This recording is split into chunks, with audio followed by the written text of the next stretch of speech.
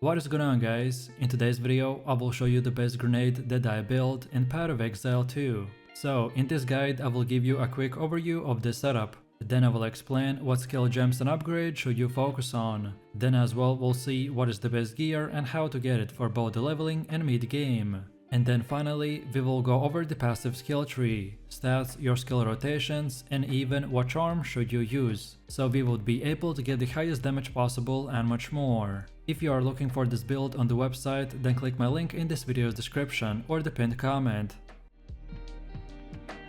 This setup is the gas grenade build that has very high movement speed along with the lightning warp to teleport around even faster. So we will be exploding our gas grenades with explosive shot for large amounts of damage. That will help us to clear a big amount of groups in just few seconds. By using specific gear and building our skill tree around nodes like the cluster bombs, point blank and many more, will enable us to upgrade our grenades and projectile area and damage. So if you're ready to explode anyone and everyone that stands in our way, then let's get right into it. So with all of this said, let me show you the build. For the main class we have chosen to go with the ranger and our ascendancy is the Deadeye. Then for the first skill we have the explosive shot with support gems such as the double barrel, scatter shot and the nimble reload.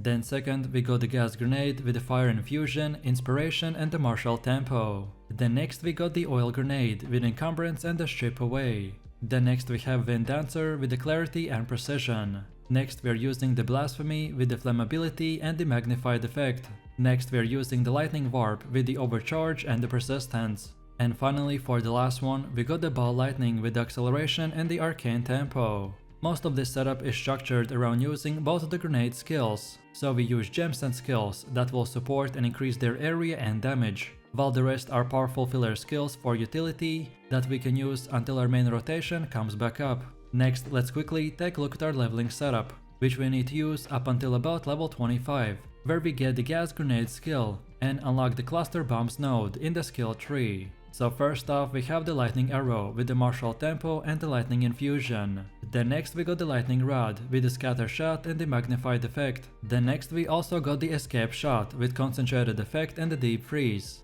And then finally we are using the Wind Dancer with the clarity and precision. This is your basic setup up until we increase our explosive damage. In the early stages of progression, we're using the lightning arrow and the rod for AoV damage, while the escape shot and the Wind Dancer are for mobility and utility. Next up we have our passive skill tree. For most new players, this can seem extremely daunting, so let me quickly explain. In very simple terms, every character is granted one passive skill point every time they level up, and are sometimes even granted more for completing certain quests. We have 3 node types, so small nodes, notable nodes and keystones, and all of them act as checkpoints that you want to reach and make a path to build around a specific playstyle. So let's take a look at our setup, and our main goal at the start is to reach this cluster bombs node. So we start here at the first evasion node, and make our way like this to the left, while on our way grabbing the blur, remoteless and the volatile cataclysm.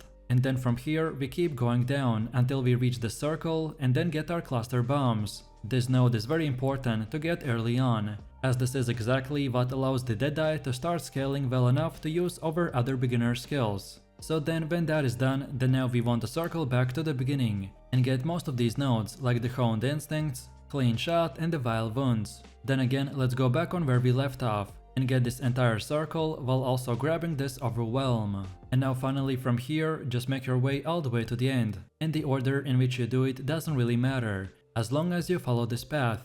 And then now let's go all the way to the middle again, and for Ascension setup this is what we have. So at the beginning you want to unlock the projectile proximity specialization and choose this point blank version. Then now take this endless munitions, and then from here just unlock this whole entire path.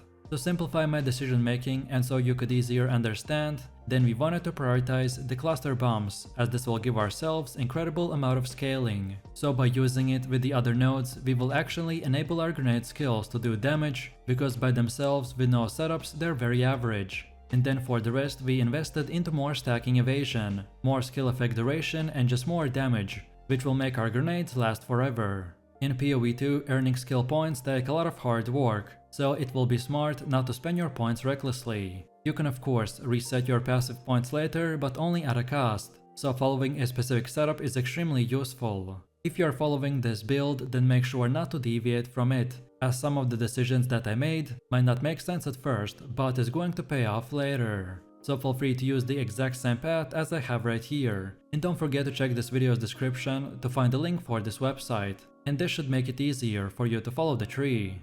Next we have our gear. The weapon of our choice is the Advanced Bombard Crossbow with increased crit chance and speed. And for the bonus stats, you want to get increased percentage to the physical damage, more accuracy, added physical damage and more levels to all projectile skills. Then for the helmet we have the Advanced Scout Helm with armor and evasion. And for the extras we want more armor, max life and cold resistance. Then for chest we have the Advanced Cloaked Mail with armor and evasion. For extras we want to get more armor, more evasion and max life and more to spirit. Then for the belt we have the mail belt with reduced flask charges. And for bonuses we want max life and any type of resistance like fire or cold.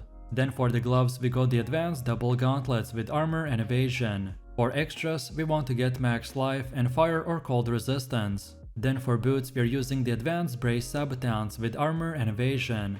And for the extras we want to get increased movement speed, max life and cold resistance. Then for the first ring we got the golden hoop with more to all attributes, and for extras we want to get max life and lightning resistance. While on the second one we got the same golden hoop but this time with max life and cold and fire resistance. Both of these rings are very OP because of the base bonus to all attributes. And then finally for the amulet we got the lapis amulet with more to intelligence and bonus levels for all projectile skills. As the game just launched, so this is a starter setup, which should be more of an example of what stats and prefixes to look for. Your weapon will be the most important upgrade, so prioritize any type of flat damage or increased attack speed.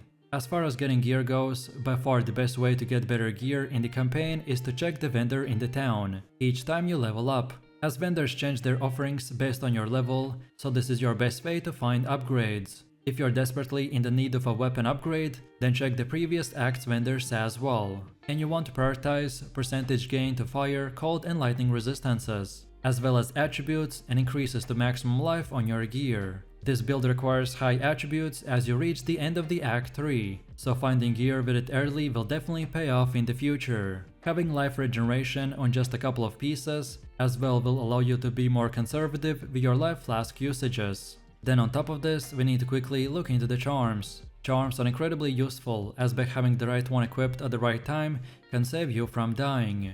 If you are struggling with certain bosses, then look into what gem type they are using, and then use that specific charm to increase your resistance. For me personally, I like to use the stone charm for when I'm stunned, then the ruby charm for fire damage, and finally the sapphire charm for cold damage. But as I said, which one you choose will entirely depend on the enemies that you are fighting. So feel free to experiment and mix and match.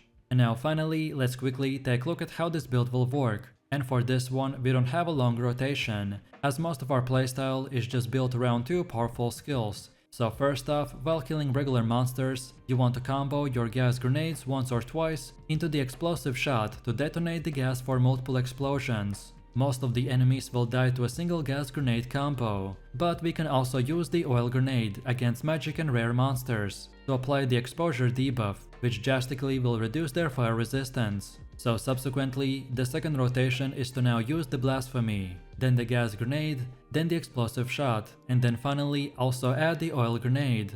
For bosses, we want to also utilize the oil grenade and flammability to reduce the fire resistance even further, so that's why we use the blasphemy, which is linked to the flammability, and this causes it to always affect nearby enemies without any cast or time delay. And then finally, make sure that you're getting the inspiration support gem as soon as possible, because the gas grenade has a very high mana cost that can be hard to sustain, so the support inspiration gem will help us with that. Plus, don't forget about using the mana flask when you are at low levels and haven't fully built the setup. Let me know what you think about this build in the comments below. If you enjoyed this video, then you definitely don't want to miss my previous top 3 build video, where I showed even more powerful builds. So click the screen now and I'll see you in the next one.